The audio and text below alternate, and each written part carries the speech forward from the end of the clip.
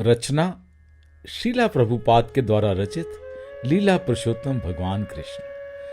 अध्याय 10 नल कुंवर तथा मणिग्रीव का उद्धार। यहाँ पर नल कुंवर तथा मणिग्रीव के श्रापित होने और नारद ऋषि की परम इच्छा से उनके कृष्ण द्वारा उद्धार किए जाने की कथा का वर्णन किया गया है। नलकुंवर तथा मणिग्रीव नामक दोनों महान देवता भगवान शिव के परम भक्त और देवताओं के कोषपाल कुबेर के पुत्र थे। भगवान शिव की कृपा से कुबेर के भौतिक ऐश्वर्य का कोई वारा पार न था। जिस तरह धनी व्यक्ति के पुत्र प्रायः मदिरा तथा कामनियों के प्रति आसक्त हो जाते हैं, उसी तरह कुबेर के ये दोनों पुत्र भी मदिरा तथा मैथुन के शिकार थे।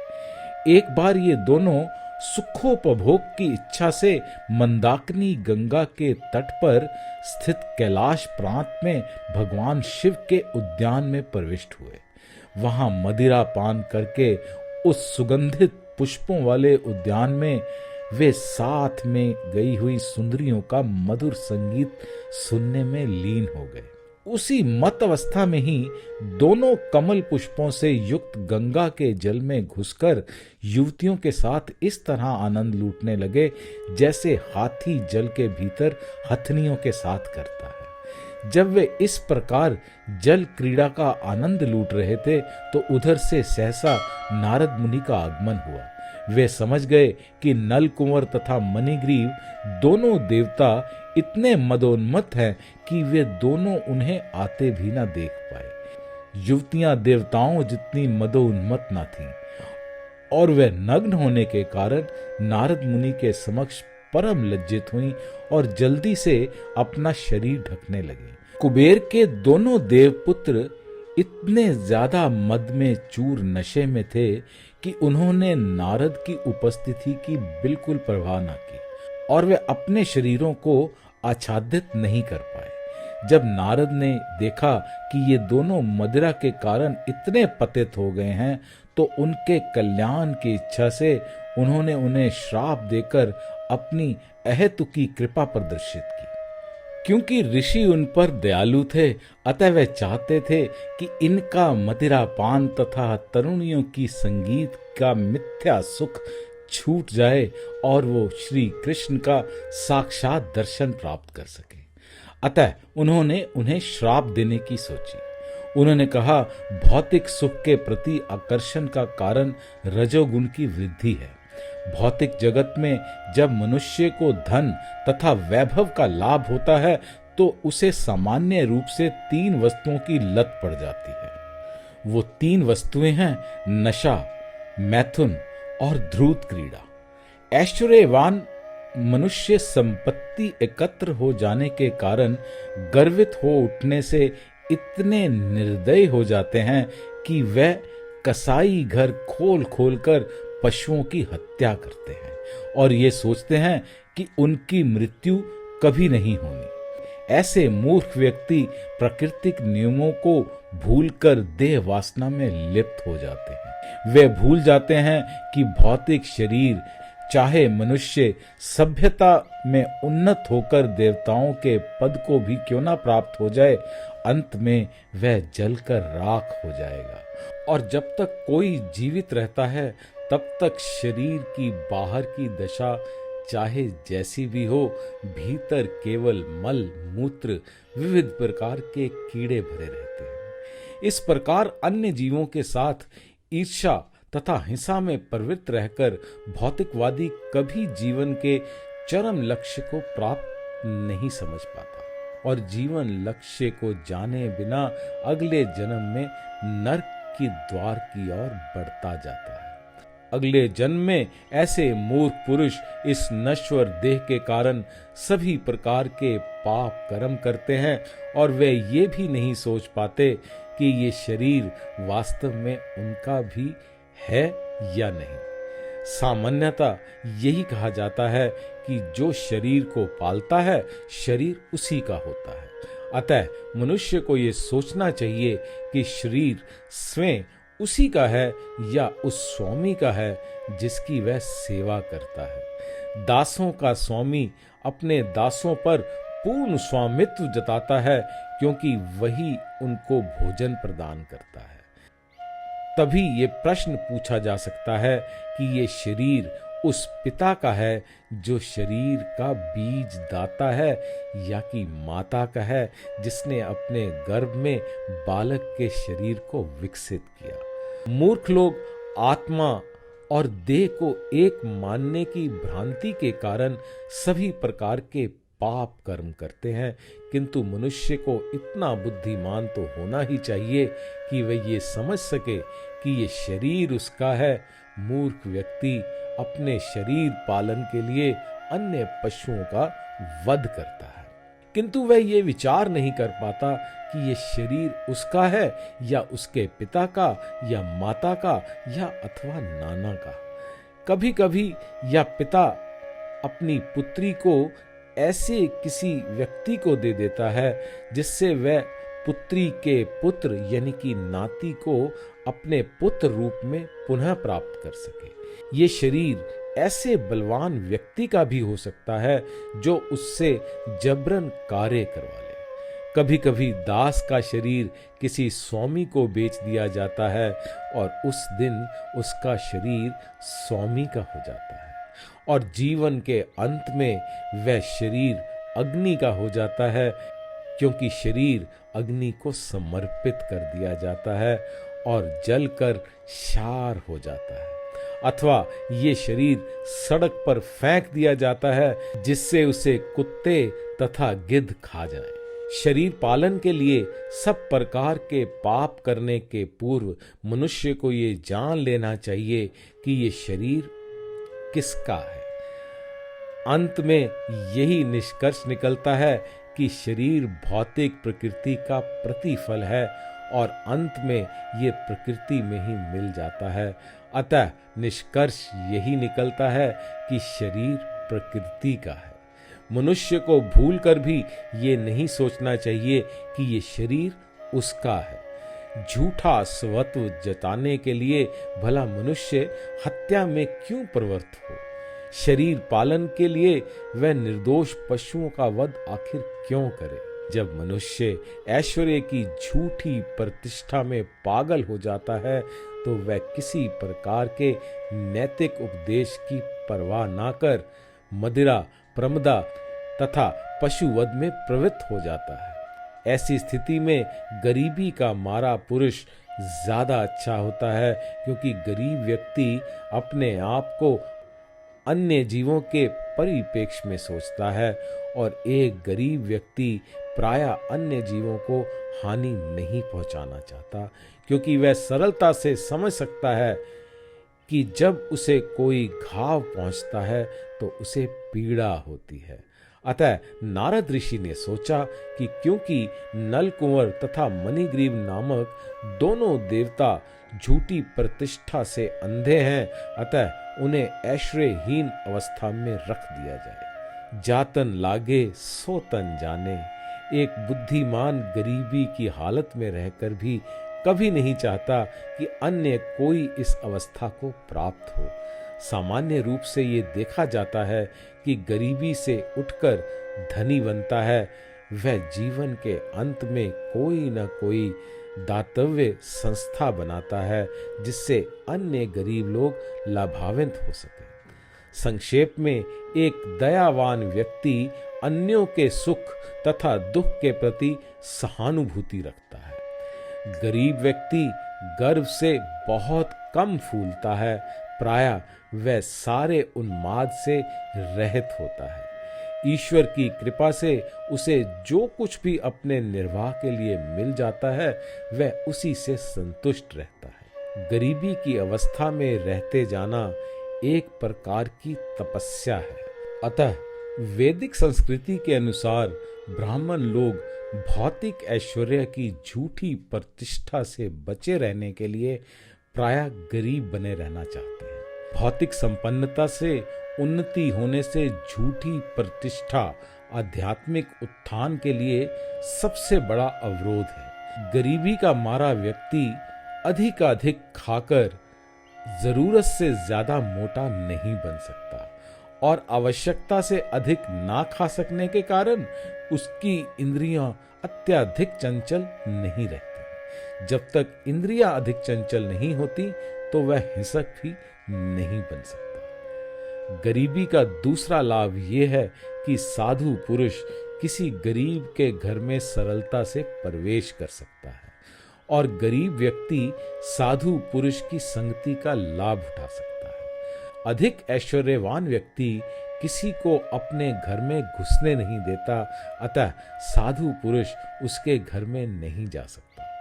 वैदिक पद्धति के अनुसार साधु पुरुष एक सन्यासी का स्थान ले लेता है, अतः गृहस्थी से किसी वस्तु को मांगने के बहाने वह किसी भी घर में आ जा सकता है। गृहस्थ जो गृह कार्यों में व्यस्त रहने के कारण आध्यात्मिक उन्नति के विषय में सामान्यतः सब कुछ भूला रहता है, साधु पुरुष की संगति से लाभ उठा सकता है। साधु की संगति द्वारा एक गरीब मनुष्य को मुक्त होने के लिए काफी अवसर मिलता है। यदि लोग साधु पुरुषों तथा भगवत भक्तों की संगति से वंचित रहकर भौतिक ऐश्वर्य तथा झूठी प्रतिष्ठा से फूले रहें तो इसका क्या लाभ। तत्पश्चात नारद ऋषि ने सोचा कि ये उनका धर्म है कि इन देवताओं को वे ऐसी स्थिति में पहुंचा दें जहां वे भौतिक ऐश्वर्य तथा प्रतिष्ठा से झूठे ही गर्वित ना हो। नारद दयालु थे और वे उन्हें पतित जीवन से उबारना चाह रहे थे, किंतु वो तमोगुनी थे और अपनी इंद्रियों को वश में ना रख सकने के कारण विषयी जीवन के प्रति लिप्त थे। उन्हें इस ग्रहित अवस्था से बचाना नारद जैसे साधु पुरुष का कर्तव्य था। पशु जीवन में पशु को इतना ज्ञान नहीं होता कि वह नंगा है, किंतु कुबेर तो देवताओं का कोषपाल था और एक अत्यंत उत्तरदायी पुरुष, और नल कुंवर तथा मणिग्रीव दोनों उसके पुत्र थे। तो भी वे ऐसे पशुवत और लापरवाह हो गए कि मदोन्मत्त होकर वे ये समझ नहीं पाए कि वह नंगे हैं। अधोभाग को वस्त्र से ढके रहना मानवीय सभ्यता का नियम है, और जब मनुष्य तथा स्त्रियां इस नियम को भूल जाते हैं तो वह पशुओं से बेहतर नहीं रह जाते। अतः नारद ने सोचा कि उनके लिए सबसे उत्तम दंड यही होगा कि उन्हें जड़ जीव या वृक्ष बना दिया जाए। वृक्ष स्वभाव से जड़ यानी कि अचर होते हैं।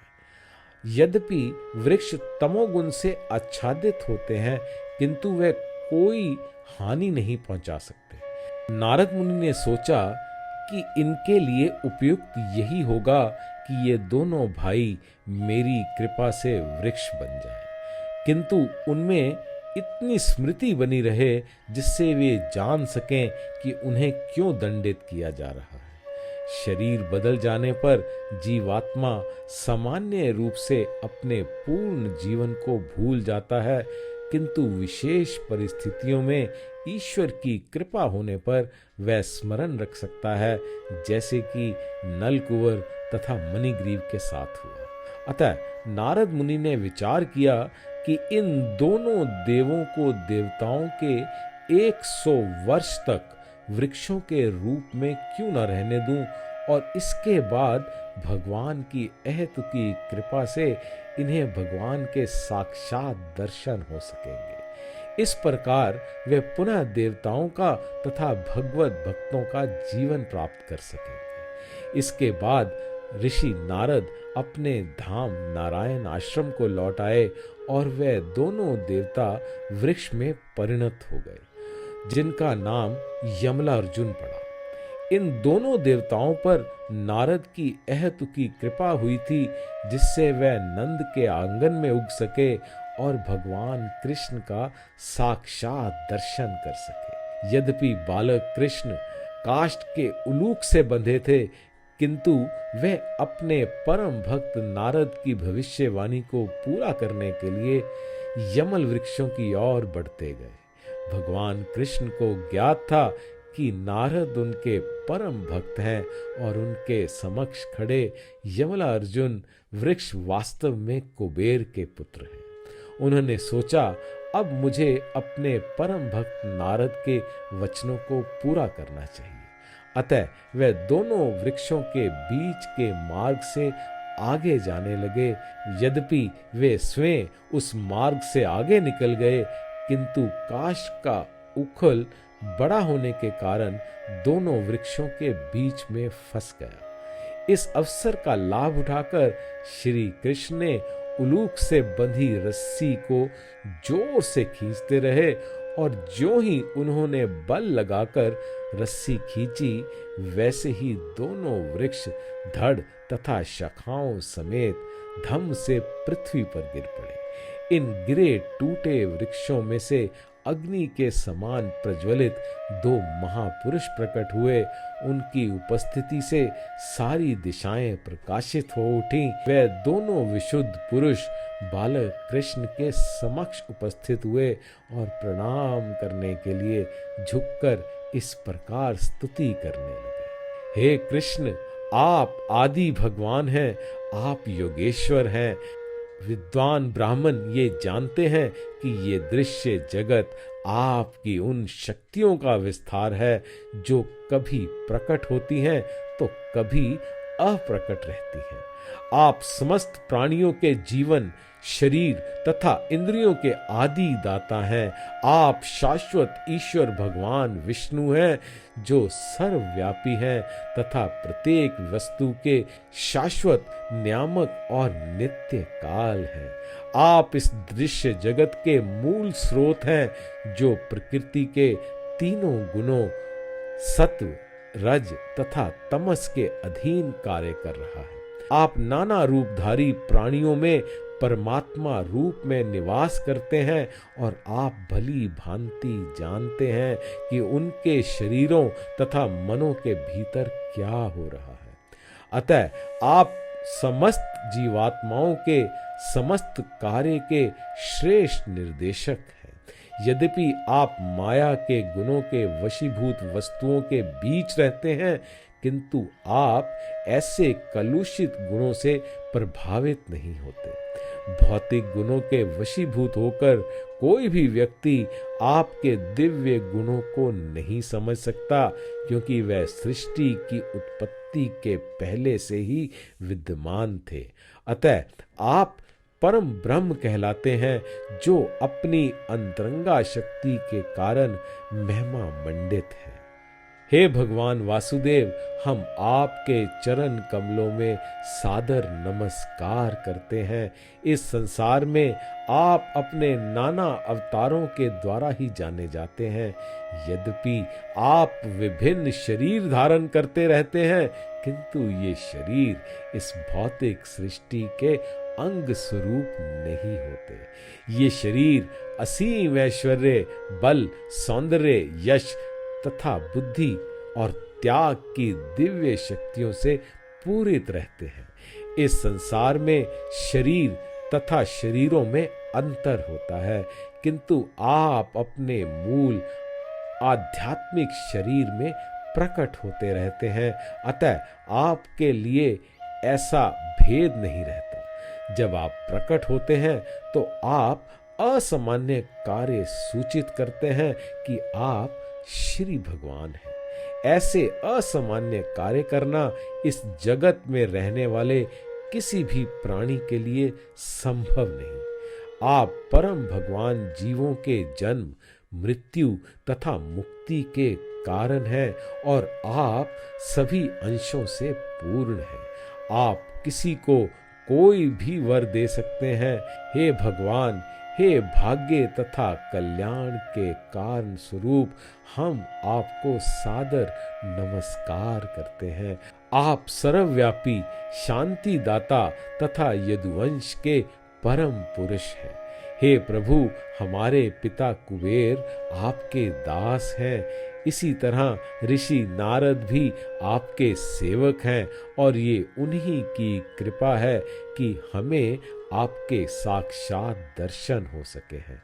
अतः हम आपसे प्रार्थना करते हैं कि हम आपकी ही महिमा का कथन करते तथा आपके दिव्य कार्यकलापों का श्रवण करते हुए आपकी दिव्य प्रेमा भक्ति में लगे रहें। हमारे हाथ तथा अन्य अंग आपकी सेवा में रत रहें और हमारा मन आपके चरण कमलों में केंद्रित रहे और हमारे सिर पर आपके सर्वव्यापक विराट रूप के समक्ष सदा नत रहे। जब नल कुबेर तथा मणिग्रीव ने अपनी स्तुति समाप्त की तो गोकुलधीश बाल कृष्ण जो यशोदा द्वारा उलूख से बांधे गए थे हंसे और बोले, ये मुझे पहले से ज्ञात था कि मेरे प्रिय भक्त नारद ने तुम दोनों को देव कुल के अद्वितीय सौंदर्य तथा ऐश्वर्य के कारण उत्पन्न गर्व की ग्रह स्थिति से उबारने के लिए अहेतुकी दया प्रदर्शित की है। उन्होंने तुम्हें नरक में जाने से बचाया है। ये सारी बातें मुझे पहले से ज्ञात हैं। तुम लोग भाग्यशाली हो कि उन्होंने न केवल तुम्हें श्राप दिया अपितु तुम दोनों ने उनके दर्शन भी किए। यदि कोई बद्ध जीव संयोगवश नारद जैसे साधु पुरुष का साक्षात दर्शन प्राप्त करता है जो सदैव गंभीर और सब पर दयालु रहते हैं तो वह तुरंत ही मुक्त हो जाता है। ये तो वैसा ही हुआ जैसे कोई सूर्य के पूर्ण प्रकाश में हो, तब किसी प्रकार का दृष्टि व्यवधान नहीं हो सकती। अतः हे नलकुंवर तथा मणिग्रीव, अब तुम्हारा जीवन सफल हो गया है क्योंकि तुम्हारे हृदय में मेरे प्रति उत्कृष्ट प्रेम उत्पन्न हो चुका है। इस संसार में ये तुम्हारा अंतिम जन्म है। अब तुम अपने पिता के धाम स्वर्गलोक को जा सकते हो और भक्ति करते रहने के कारण तुम इस जीवन से मुक्त हो सकोगे। इसके पश्चात उन दोनों ने भगवान की कई परिक्रमाएं की और पुनः पुनः प्रणाम करते करते वे वहां से चले गए और भगवान उसी प्रकार उलूख से बंधे वहीं पर रहे। इस प्रकार लीला पुरुषोत्तम भगवान श्री कृष्ण के अंतर्गत नलकुंवर तथा मणिग्रीव का उद्धार नामक 10वें अध्याय का भक्ति वेदांत तात्पर्य पूर्ण हुआ।